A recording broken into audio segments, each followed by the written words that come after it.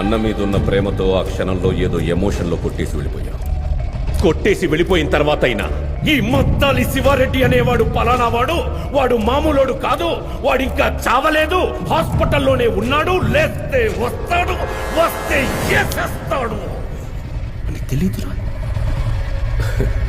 నేను హాస్పిటల్లో ఉన్నప్పుడు నీ గురించి ఏం ఆలోచించానో తెలుసా? శివారెడ్డి నుంచి ఎలా తప్పించుకోవాలి, ఎక్కడ దాక్కోవాలి అని పారిపోయి ఉంటావు. నిన్ను పట్టుకోవడానికి ఎక్కడెక్కడ వెతకాలి, ఎన్ని రోజులని వెతకాలి అని ఆలోచించాను.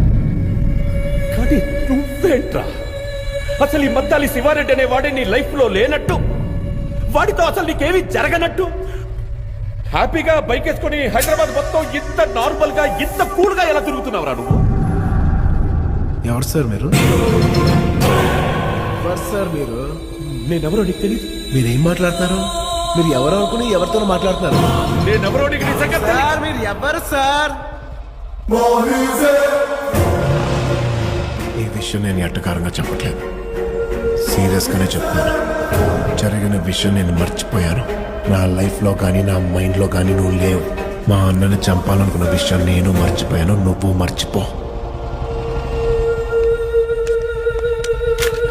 ఈ విషయం మీ ఇంటికి వచ్చి మీ నాన్నగారు చెప్పానే,